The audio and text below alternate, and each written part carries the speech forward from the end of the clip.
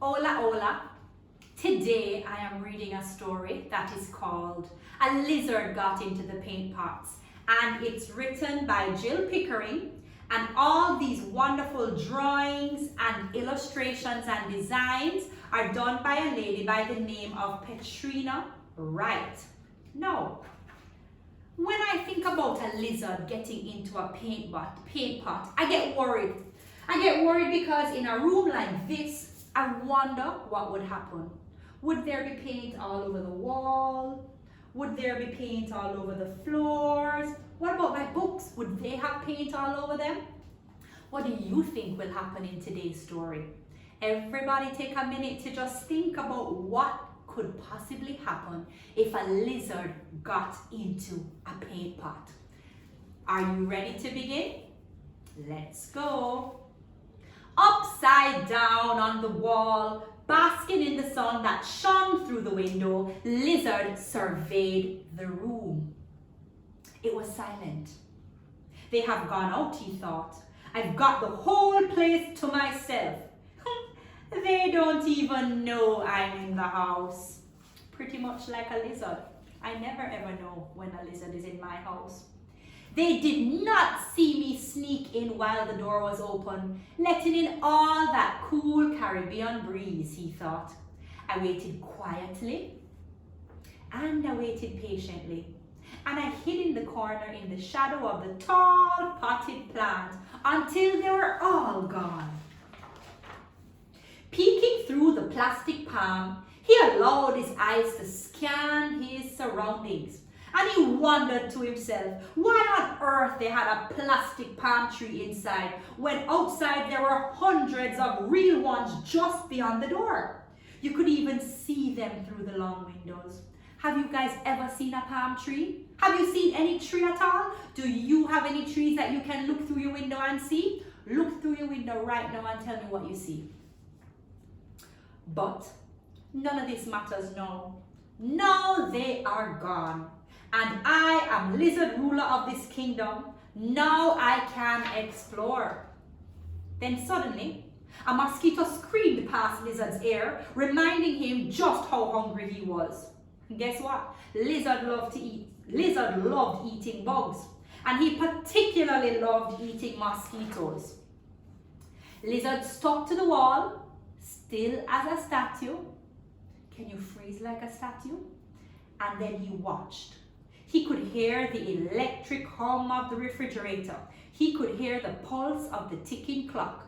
Tick, tock, tick, tock. He could even hear his own heartbeat. Boom, boom, boom. What can you hear as you listen to the story? He silently scrolled his eyes, looking. He held his breath and listened more intently. Then he caught the sound. Zzz, mosquito! Lizard moved his head slowly. There he is. And he kept his eye trained on that dancing little black dot. Zzz, zzz. The dot got closer and closer and closer still. Any second now. Lizard turned his head. He slid out his tongue and flick! Uh-oh, ho, ho, ho. The mosquito escaped. Lizard frowned. I'm not about to be beaten by this pesky speck. So stealthily, Lizard inched his way from the wall to the surface of the table below. He crept carefully around the large pieces of white paper that they had been drawing on. He moved in and out carefully. He passed a pencil, he paused by a paintbrush, he peered past its point and he watched. Not a tiny piece of dust stirred. The air was still. Then, out of nowhere, zzz, zzz, the mosquito was back. Lizard launched himself up onto the back of the chair, along the carved wooden edge, and onto the table, then onto the white paper. He leapt and missed the mosquito as it soared triumphant into the air. Lizard groaned and he turned around. His tail was leaving a bright wave of cobalt ocean behind as he moved to the edge of the table near the wall. Wow, that's a whole lot of blue right there. And just as he got a grip on the wall, psss, the mosquito attacked. Zzz, zzz, buzzing around Lizard's ears.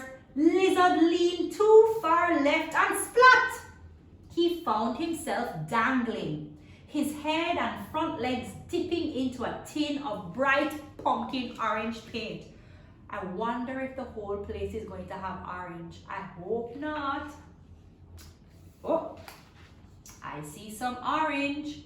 He swayed forward, he swayed backward, then again. Then he managed to swing backward to safety. Uh-oh! There is orange everywhere. Sighing wearily, Lizard hauled himself away from the tin. He carefully opened his eyes, and it looked as if the sunset had landed in the room. Everything had a fiery, sunny, pumpkin-tinted glow, and Lizard heard the sound coming from the other end of the table. Zzz, zzz. Oh, that mosquito. Step by step, he slithered his way across the paper, his claws carving orange moons across the white. Keen to creep up on the mosquito, he focused only on the small black menace on the table edge. Lizard didn't take any notice of the paint palette. Lizard stalked that mosquito. He did not take his eyes off the mosquito for 1 minute. He didn't even know what he was stepping on. As he moved, purple and yellow explosions detonated across the paper, bursting with chaotic color. And when he paused, blue blurred into gold, creating patches of emerald. As he hunted, strange, silent, red alarms signaled his passing. Zzz, zzz, that mosquito. Lizard put one foot slowly in front of the other, then another. Zzz. The mosquito didn't seem to realize how close he was to being Lizard's lunch. Another step nearer, Lizard's tail caught the edge of a blob of white paint, melting it into red and carving a pink pathway across the table. Zzz, zzz, only one more step, and then zzz, the mosquito rocketed toward the ceiling, leaving a grim Lizard behind. Lizard began to mutter under his breath. Cho, as a lizard ruler, I demand respect, and this mosquito needs to be taught a lesson. Lizard circled around. He let out a sound, and he gasped in horror. He could not believe what he saw. What do you think he saw? Jesus, look, Lizard is covering his eyes. Where there had only been white paper before, there was now a kaleidoscope of color. Where did all of this color come from? Has one of them sneaked back into the house without me realizing? Lizard lay down for a minute and he put his hand on his head and he thought, hold on now. He caught sight of his front claws and then he smiled. Lizard had an idea. Ha ha. Lizard heaved himself to his feet and he headed directly for the paint palette. From way above his head, he could hear the furious whinnying of the mosquito. Lizard ignored it. Curving his tail to the side, he coated it in turquoise. Quickly, he slashed it sideways as he ran across the paper. Then he went back for pale blue, swish! Then back for white. Whee! Lizard was having fun. He was painting.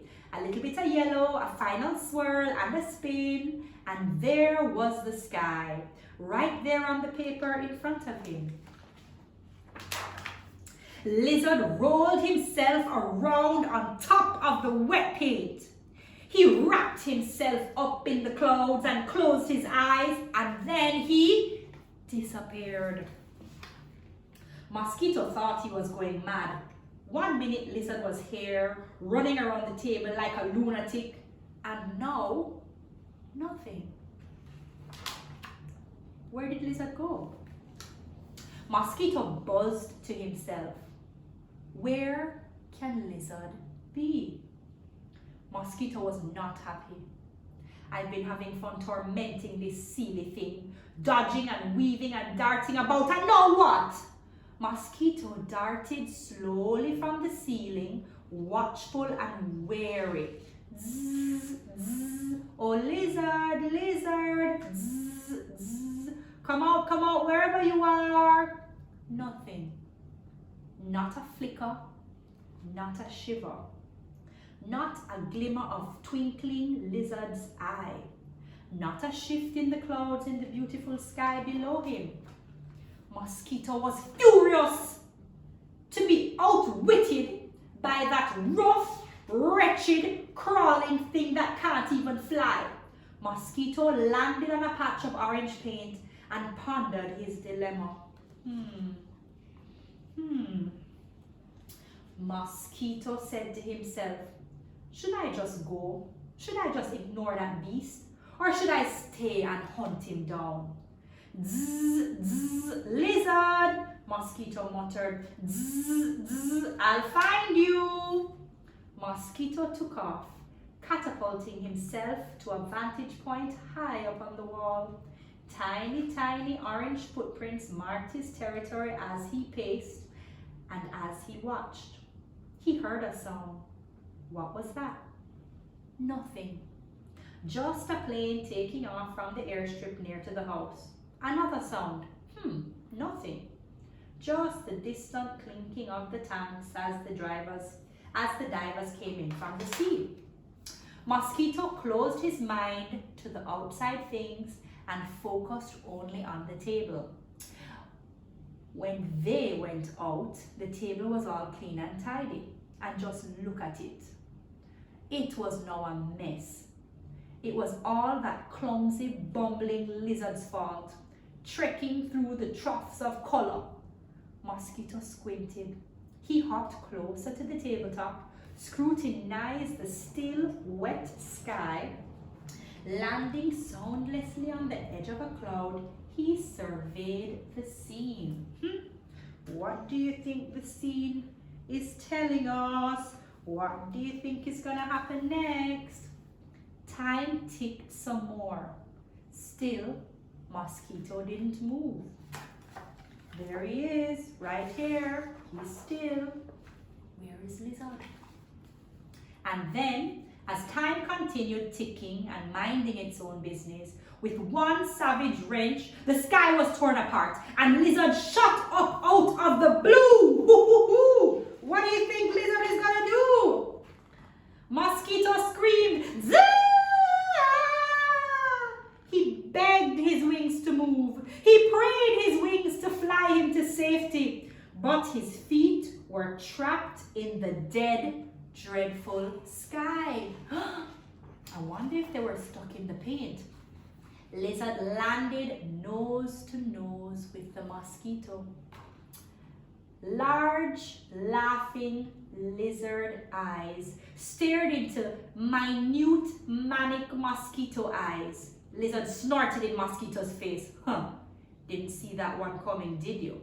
And proud, pleased, profoundly glad, he was still the best to be had. Lizard licked the side of Mosquito's face with his ragged, razor-sharp tongue and walked away whistling.